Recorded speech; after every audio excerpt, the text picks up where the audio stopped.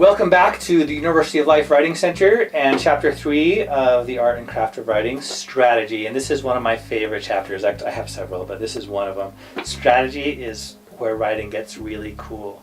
Like, once you're aware of like what you're trying to accomplish, your purpose, right? Your specific purpose, and who you're writing to, who you want to influence, your audience. Now it's time, if you want, to think a little bit about strategy, about ways you can make that work, make that happen really well. And you really can influence people big time with these strategies, and there are so many. So let me just pick out a few of them here in the chapter and mention. By the way, the question I have for this one is the question to ask about your writing to find any potential weaknesses and fix them up is, what could go wrong and how can I plan for it? So what could go wrong? Say you write something, you want someone to read it, you want them to be interested and absorb the information. Well, one thing that could go wrong is they might not be interested. They might get bored. So how do you plan for it? There are several ways, right? Style, you could make sure they understand why it matters to them. You can clarify that you're writing to them as a specific audience, so they say, oh, this applies to me, there's more interest, etc. So that said, now you know what a strategy is. I'll read over several of these and give you a few more specific details. By the way, I should clarify first also that strategy always involves two things. The first one is what you want to accomplish. Keep their interest, make them laugh. And several others we'll touch on in here. And the second thing is how you hope to accomplish it. Give good information. Don't get too long-winded. Fix my grammar so it's easy to read. Tell a joke. Tell a story that they can relate to help convey the abstract idea I'm trying to convey, for example. So here you go. Number one, first impressions. Here, in this one I refer to the introduction. Got to catch their interest off the bat. Give them some reason to read the rest of their paper. So let them know what's in it. And there are several ways to do that. And I've got a big list of different introduction strategies.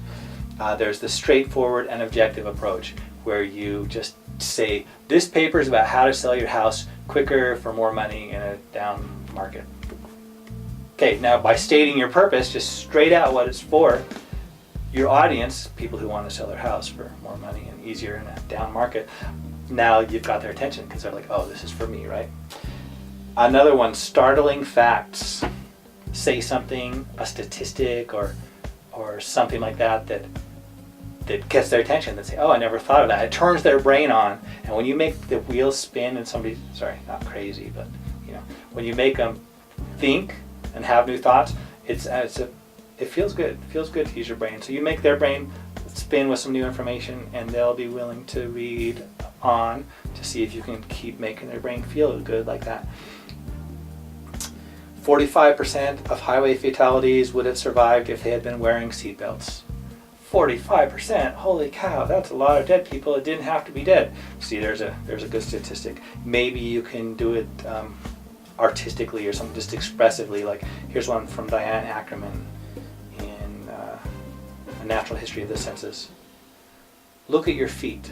You are standing in the sky.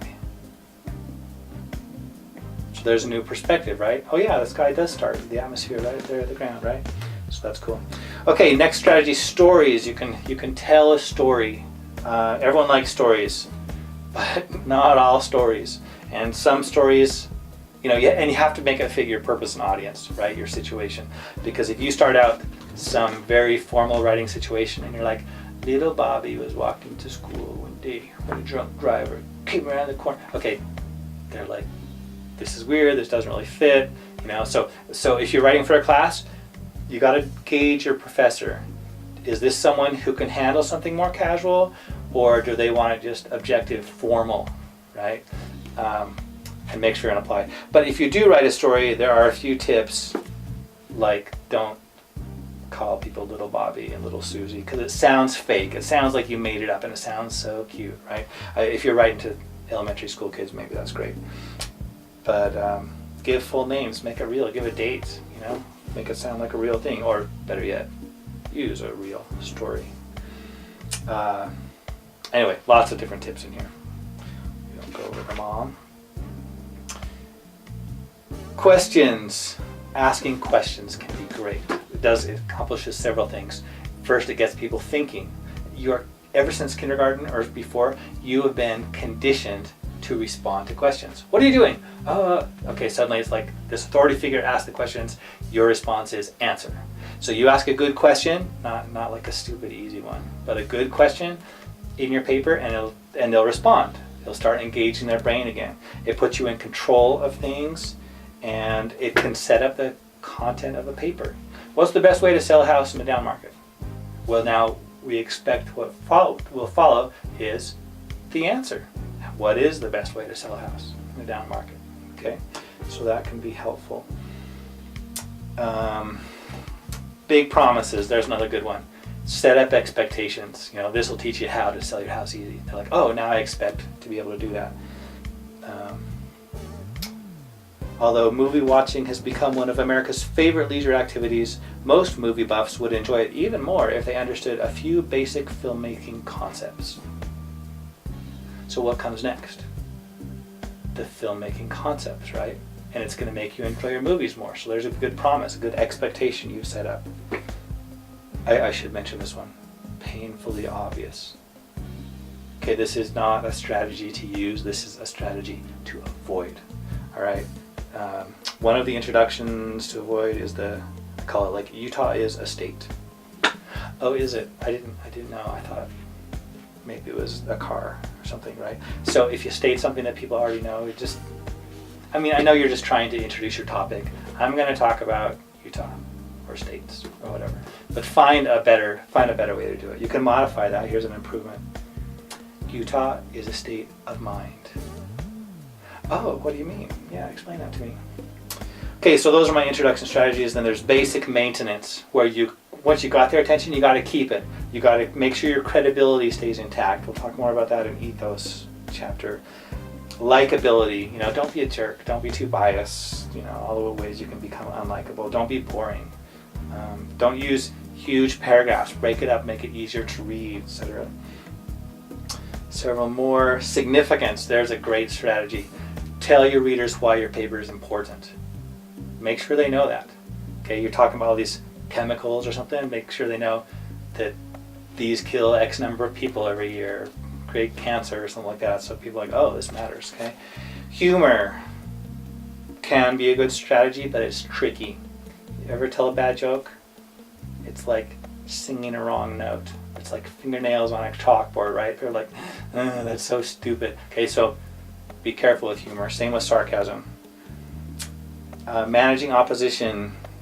We'll probably talk about that in the chapter on persuasion more.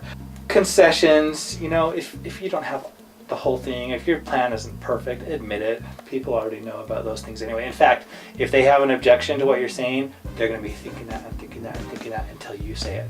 And when you say it and say it really good, then they'll say, okay, you got it. Of course, after you make a concession, always see if you can come back and say, but it's still a good plan, right? Or say, make a concession and say, of course, that's not a really big deal, and here's why. Don't shoot the messenger, another great one. Say you've got to say some bad news. Now, it's true that, insert bad news here. Well, if you say that, your readers might get irritated at you because they did not want to hear that. So no problem. All you got to do is quote someone else as saying it. Now you're just the messenger, right? You're like, Justice so-and-so said that, yes, corporations are people. And they're not mad at you saying, you're a jerk. They're like, that justice is a jerk. Look at all the problems they cause. Or whatever your view may be on. I'm just giving examples. Okay, don't shoot me. Anyway, several different strategies. The point to remember is, what do you want to accomplish? Think of ways how you can get readers to be cooperative, open their minds, consider what you want them to consider, and make it work. That's a strategy. It makes it really fun to be a writer, to write something so well, and you're like, this is so convincing. I got him. It's awesome. So, good luck. Have fun.